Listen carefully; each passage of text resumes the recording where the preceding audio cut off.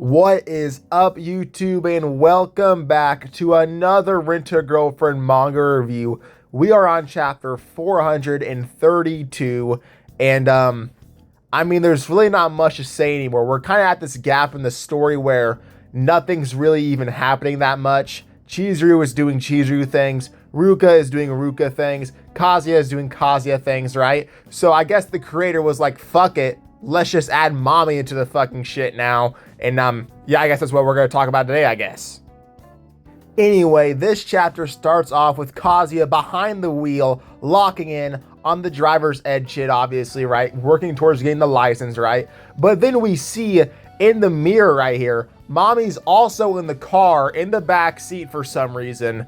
I don't know how it works in Japan. Maybe this is a thing there, but when I was taking driver's ed, I never had another guy in the car besides my instructor. Like, there was no, like, two student cars, you know what I'm saying? So, I don't know if it's different in Japan, but MAMI, I guess, is, like, in the car learning. Maybe it's, like, a partner driver or something. I don't know. But you can already see that this is a load of shit, obviously. But anyway, as we can tell here, Kazuya is, of course, nervous about this, right? Why would anyone not be nervous, okay? Why would my ex-girlfriend be in the same car as me in the first place? Let's be real here, dude. But anyway, Kazuya, I guess, like, looks behind to see what MAMI's doing, and I guess the director, or the, whatever the fuck his name is, the fucking teacher or whatever, he's like, good job checking behind the wheel, buddy. Like, Kazuya is definitely not checking behind the shit, dude. He's not checking, bro. He's not checking. But then we get, of course, our cover illustration here, and we see MAMI as a bunny and Kazuya gooning in the back as per usual as a fucking wolf, dude. What are we doing, man? Like, this is already starting out to be like a no juice chapter. Like, this chapter's not going to be any juice in it. You know what I'm saying, dude? It's just going to be kind of boring and mid, to be honest. Anyway, I guess right here, the instructor decided to, like, give him a break, I guess, from driving. So Kazuya ends up getting an ice cream cone at this restaurant, right? And he sits on a bench and he's like, okay, let me eat the ice cream. But while he's eating the ice cream, he is absolutely stressed out of his mind, right? He says stuff like, everywhere I look, there's no like relaxation spot where I'm looking, you know what I'm saying, dude? He sees MAMI everywhere, apparently, right? And I mean, it makes sense. It's like, would you not be nervous if your ex-girlfriend was just in the car? Like, who actually would want that in the first place, to be honest, right? So, I mean, yeah, I guess Kazuya's just freaking the fuck out, which is understandable.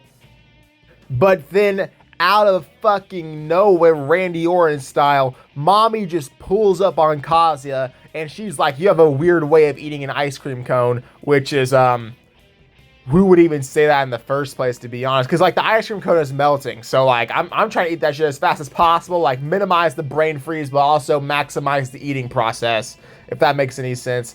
I guess MAMI's like, fuck you, Kazuya. You fucking suck. You're weird as shit, I guess.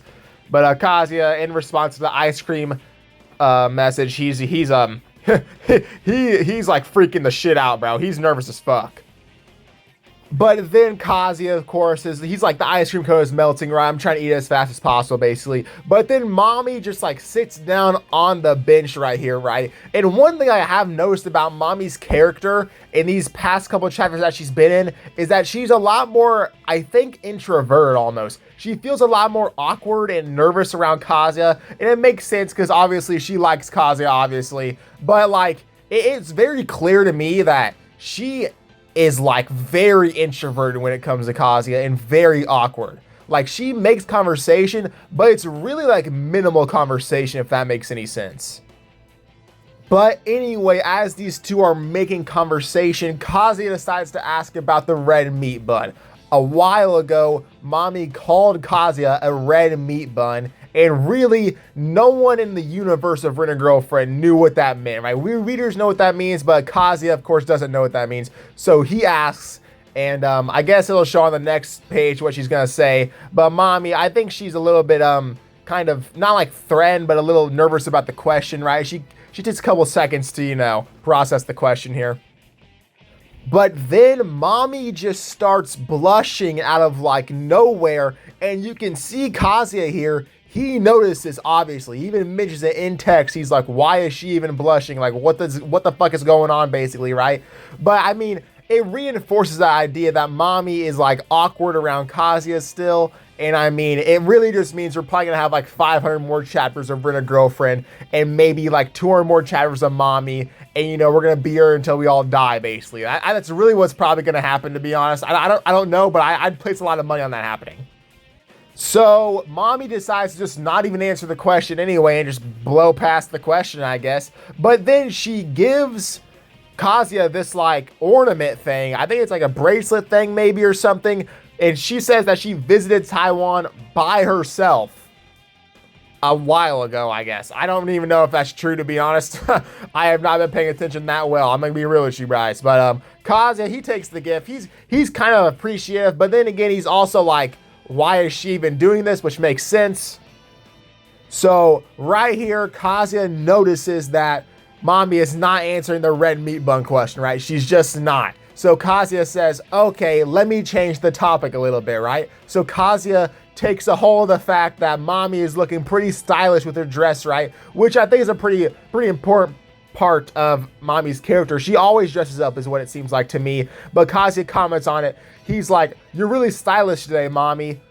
Are you going anywhere? And Mami's just like, no. She's really just like, no, not. And Kazuya, you can see in the bottom left, he's like, what the fuck? Why the fuck did you dress up then? You dressed up to go driving? Like, no one does that.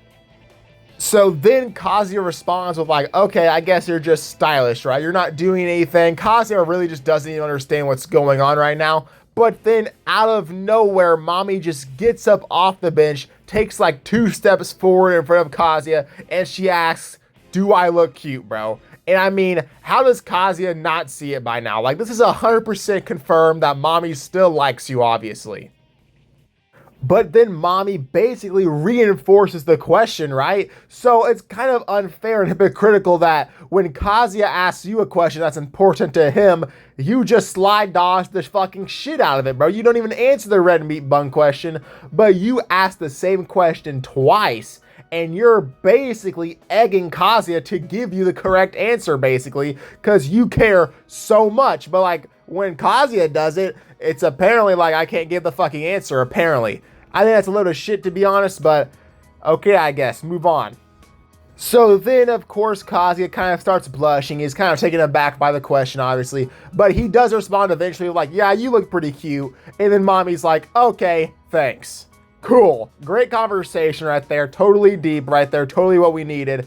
But then the instructor comes back off of whatever he was doing, I guess. I don't really know. We never got to see what the fuck he was doing. But okay, I guess he comes back and he's like, okay, you two, get back in the car. We're going back on the partner driving whatever we're doing.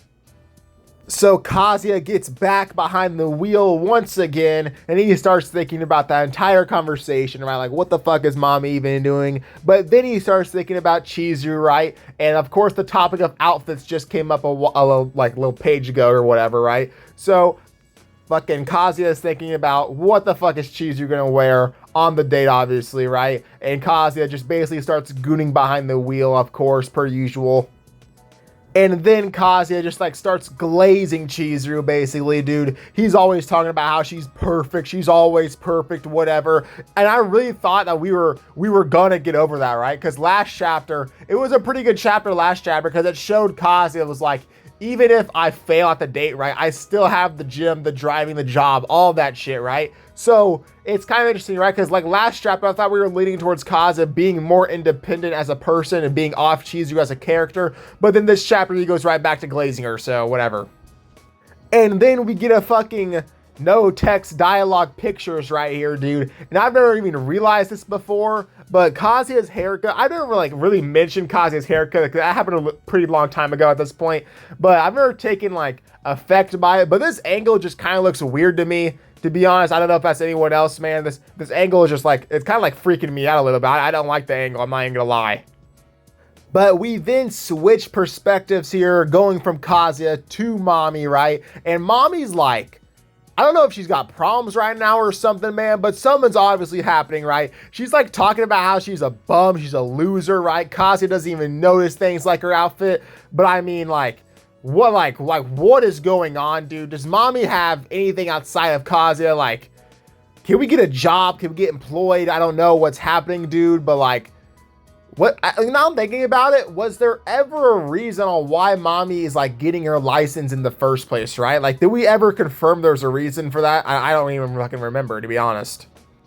So then Mami basically turns over to the fucking window and she's like, my face looks better from this angle, or whatever she's doing, I guess. And maybe, just maybe, it's the fact that she has noticed that Kazuya has kind of been looking at her like periodically throughout the drive time, you know what I'm saying, dude? So maybe she's like, let me look better for Kazuya, right? Because I like Kazuya or whatever, man. It's pretty interesting though, dude. I don't know what's gonna happen, dude. I'm really kind of just like waiting for the date of Kazuya and Chizuru and all the bullshit that's gonna happen right there, dude. So I'm pretty hyped for that, to be honest. But then it looks like Kazuya's time behind the wheel has ended. The instructor says, okay, Kazuya, get your ass in the back seat, buddy. You're done. Mami, get your ass in the front seat. Get behind the fucking wheel and drive us to home or whatever. Drive us to victory, where the fuck we're going. It doesn't matter. But I mean, I guess it was pretty interesting seeing how Mami is doing right now and how Kazuya is working on his license, I guess, right? But I mean, this really all just comes to the July 11th date, right? What the fuck is gonna happen on July fucking 11th? But this chapter ends off with probably the most interesting thing happening, right? As we see Ruka chillaxing at her house with her mom or whatever, right? And then we see Umi on the family TV here, and you can clearly see that Ruka is bothered by it, right? It's the fact that Ruka, in that conversation with Umi, she's like, I'm not even bothered by you, you know what I'm saying, dude? You're a fucking loser. I don't trust you at all. But you can see right here that Ruka is clearly, she is bothered by something happening, right? She's bothered by Umi, maybe the conversation. It doesn't matter. She's probably thinking about Kazuya, right? Like, how can I get Kazuya still? And because like I was saying that they're gonna fucking collab, you know what I'm saying? They're gonna ruin Kazuya and Chizuru. That's what I think is gonna happen, right? Ruka was like, maybe not, but like Ruka right here is kind of looking like maybe something's gonna fucking happen, basically. But anyway, this chapter of Rent a Girlfriend gets a 5 out of 10 on my Rent a Girlfriend scale. It was straight mid. I'm not even gonna lie to you guys, man. I think the most interesting part was, of course, the Ruka thing, right? It shows that Umi is still in conversations here. He's still a part of the story. You know, what the fuck is gonna happen with Ruka and Umi, obviously, dude. But anyway, that's literally all I have to do for this review. I mean, really, guys, I don't really have much to talk about, to be honest. So I guess I'll see you next Tuesday for another chapter of Rent a Girlfriend, dude. Hopefully we have like maybe 5 more chapters left, dude, but we all know we have like 600 coming. You know, we'll be here for like next like 20 years probably, so it's all right, I guess.